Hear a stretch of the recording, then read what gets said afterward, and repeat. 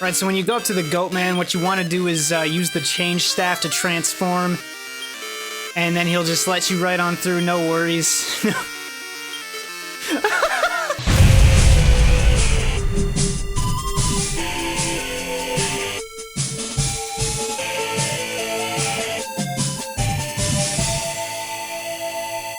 Once upon a time, there was a guy who liked catching insects outside his house. Then he grew up and made every single fucking yen circulating in Japan in the late 90s. Then he made every single dollar in the States in 2000. He was so rich that Enix, when it was still called that, got mad and copied the guy's homework, and it was And then they did it again, and it was my favorite game on the Game Boy Color. Dragon Warrior, when it was still called that, was a library of genre-defining RPGs that also made all the money, but only in Japan, really. But that's okay, because kids everywhere like Pokemon, so obviously, slapping your assorted list of monsters from the past 7 games into this one, including the Bean Man, is exactly the same formula used by Nintendo to print money. Oh, but too late, fucker, you forgot to put in God. You know, I think that really was the deciding factor between 9 and 10. The quest. There is a plot, and whew, it's a biggin'. Your family's moving to an island to start a monster farm. That's a thing?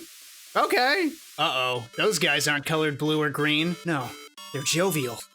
Gay, even. That's Prince Kamehameha and Warabu. They're dickheads. Basically, we got a couple of scenes of them screwing around after taking our pie, and then they turn on each other and doom the entire island. See, that plug they knocked out was, plugging up the island's power. Yeah, and now that it's destroyed, the island's gonna sink. Great story? No. No! But it'll get the job done. Warabu plugs the damn thing up himself, with magic energy relentlessly singeing his ass. Yeah, serves you right, you sick bastard. And now the actual game. We get a key. It opens a door to another world using the magic door down the hallway. That's a thing? Okay. So the game starts with us traversing worlds to find a magic item powerful enough to plug the island's hole. In a good way. Oh, by the way, this ain't some bitch-ass Pokemon game where you can just roll into nature with your disgusting animal slavery balls. No, you gotta lure them yourself with meat. I mean, that's the point of the game, really. None of the island-saving shit, none of the family garbage. You're gonna be a monster master, and you're gonna tame them all. All 300 plus.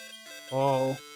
Did Pokemon have 300 in Gen 2? Ooh, didn't think so. Time to rethink your life, Sugimori. Speaking of which, this game has monster stats like you'd expect, but there's this wild stat here. Yeah, your monsters are fucking crazy for the first whole 2 worlds. They're just gonna ignore your commands, so you're at the mercy of the AI most of the time. This is immersive game design. It's also bad game design, but it takes up so little of the actual experience, I guess it doesn't matter. Shame it's at its worst at the start. So you start with the slime because obviously, and you'll pick up such classics as Cactus, Angry Candle, a snake, and is that a creeper? A notch! Royalties due, bro! Monster battles are 3-on-3, so that's fun. Here I am with my team of absolute misfit trash, killing beavers, performing for kings, beating up bandits, you know, the average. There's lots of NPCs to talk to and not much info to go on, very typical of old Dragon Quest. I can show you my navel on the sly. Holy shit. To be fair, the game's story is like, you roll into whatever kingdom, solve every single incompetent cockwit's problems, save the kingdom, get a treasure, and there it goes. And the journey goes on. So there's also tournament battles, some of which are required to advance the plot. These battles function like the PvP would if anyone did that, I don't know. There's mostly just options to let the AI do its thing and specific commands, but it won't because we still have wild monsters and not enough gold to feed their wildness away. Thankfully, we're beating on children, so hey, no worry, for a small fee, we'll clean your splattered eggplant off the tournament grounds so you don't have to pay charges for owning it. Heading off to the pirate level, though, I remembered something. This game isn't easy right away. Some of the stuff you walk into at low level, depending on your team, how much time you spent grinding, etc., is really difficult to beat. Given you could offset the difficulty by buying healing items, to be honest. If only you weren't the poorest kid in the multiverse for the first half of the game. The game incentivizes catching new monsters and experimenting as much as possible. The trouble is, it can be difficult getting money, and the good meat that actually has a chance to recruit monsters costs more than you probably have. Oh, I'm sorry, beef jerky ain't good enough for you? You need the rib? Fuck you. Uh-oh, here's Prince Kameha being a rival character who hired some thugs instead of taming monsters. Should've read the guide, bitch, comes prepackaged. And geez, if I hadn't played this game before, it's so easy to just get lost and not know what to do and where to go. Old Game Boy games for you, except in Pokemon, I feel like it was easier to know what to do. Oh shit, I broke character. Let me just, did Pokemon ever make you use your brain? Yeah, didn't think so, dickhead. How's that life rethink coming along? But the game really opens up at the ice level because you can access the Starry Shrine, which lets you breed your sickening, just hideously disturbing creatures together to make new ones. Because that's how biology works. This is Tail Eater and Mudman. Just imagine what monster we'll get from this. That is not what you thought would come out. This game actually feels a lot more like the mostly defunct Monster Rancher franchise, which I also love dearly. Like in Pokemon, you mostly hold on to your guys forever, but in these games, you let them go to power up. And in fact, you have to let them go because normal monsters just don't cut it. At one point, a dungeon won't even open unless your monsters are completely tame, which generally means they were bred. The game has a sort of variable difficulty, like, I don't know, Final Fantasy Tactics, where if you grind a certain way, you can easily steamroll through the rest of the game, which is exactly what I'm doing off camera. Now that I'm at the 3rd level and loaded up with a nightmarish hell skeleton, an armed cephalopod, and the metal dipe, we're ready to kill everything. Did Pokemon put bladed weapons on their monsters? Ooh, didn't think so, Sugimori. There's a book on how to die Nazi, can thank me never. So the onus is on you to train and breed your team up to break down the roadblocks, like the king is being dumb, the queen is being a bitch, the princess is sad. Oh, there he goes again, making a fuck ass out of himself. Yeah, run off. Come to think of it, 90% of the issues in the game revolve around royalty, and tangentially they're people, but only sometimes. Like 7 games of Dragon Quest.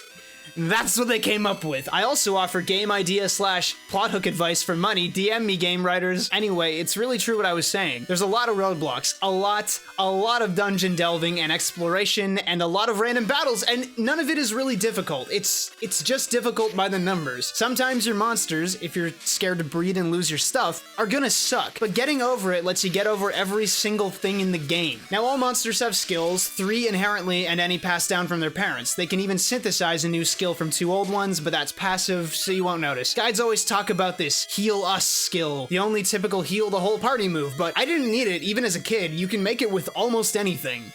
Almost. See, every monster has natural stats / stat growths as well, and some monsters just suck. Not only that, but some lower bred monsters are better than some hard to obtain ones. Usually not, but it's possible. Because really, the game's balance isn't addressed at any point. Look, I'm gonna say it, strong and fast basic attacks beat everything in the base game, no exceptions. Yes, skills supplement this, but fire breathing, for example, is only useful sometimes. Some monsters are just immune, like dragons. It's not like Pokemon with the super effective deal, just some families of monsters have immunities, some have weaknesses, and it doesn't really tell you, and it doesn't really matter. It's open-ended for player expression and exploration, and I like that a lot. Besides, did Pokemon have giant ice, fire, lightning, and explosions in their game? Ooh, didn't think so. Sorry, Sugimori, I have officially ended psychiatrists and help is not coming. It's worth mentioning that this is a version game, of course, so there's differences. Like, you play a blue lump or a green lump. You encounter this monster or that monster in this place or that, and you get slightly different content when the game's over. But at the end of the day, it matters so little. Every monster is obtainable in either game through breeding, and you need to link to another game to get some, so that's fun. Rest in peace, my almost perfect save file. Right, whatever. In Skyworld, the monsters are the people, and there are no real people. I find it funny that nobody calls Kobe out for walking around with slaves. And they are sentient. Shit, you can sit at a table in the hub world and talk to them. What are the logistics of this situation? Whatever, we did the puzzles, delved the dungeons, beat the bosses, and we're gonna meet the Monster King. You've gotta be fucking kidding me. I'm not mad that he just gets everything for free and he's the most important guy ever and only screws up and still gets to be the fucking goddamn monster. Ew! This is the final boss. His name is Dark. Dark. It's Dark. Yeah, he's large and in charge, but I have the monster team equivalent of a 12-gauge shotgun and my patience is running thin. Not so dark anymore! Ugh, sorry, this thing takes forever to reload. Don't worry, it's coming. It's coming. Not so dark anymore! That's the main game. Aside from grinding and breeding, it's pretty quick, like 10 to 14 hours quick. But then there's the post-game. I love seeing this kind of progression. At the start, everyone thought we were crazy. They lumped us in with Kameha and Warabu for saying the island would sink, but we stopped it, became famous in other worlds, challenged far more powerful beings, and ascended. The king himself gives us praise. Everyone wants to talk now. It's nice. And now he's challenging me, the kid who did nothing except hire people and dance, get tricked, fall down pits, become Monster King for free. No, sure. I'll fight you, no big deal. Sorry, now for the real post-game. In the main game, you picked up some keys and maybe got them appraised by the guy who does that, and they'll lead you to different worlds where you can catch all kinds of monsters. As you find them, they'll level up in rarity based on the power and rarity of your own monsters. You can get crazy awesome keys that lead you to places where the best monsters for breeding are just there to catch. It's an amazing feeling because of the work that goes into getting to that level. But does Pokemon have thousands of worlds to discover? Didn't think so, Sugimori. I have dug your tomb. Hop in! And while there's even more to find with extra tournaments, random travelers to breed monsters with, random NPC battles and events in other worlds, this game packs an enormous amount of content into this tiny cartridge. Probably more than any Game Boy game. Does that make it the best on the console? Fuck no. The Oracle games are amazing, and Pokemon still exists. But it's the kind of thing more people really should have checked out. And it really sucks because we almost got that. This line of games has had more entries added over time, though none of them stuck with me like this one did. But Japan, goddamn, those guys got the remade version of this game on the 3DS, which apparently is never coming to the States. It just really sucks, especially when you become self-aware and realizing you're hinging a sliver of your happiness on more humans playing your weird niche game that you love. Hey, if you made it to the end of the video, thanks for listening to me rant about my favorite game on the Game Boy Color for 10 minutes. Yeah, I know there's technically better games, but hey man, this one's mine. Anyway, if you like this one, I'll be making a lot more KBash episodes in the future, so stay tuned.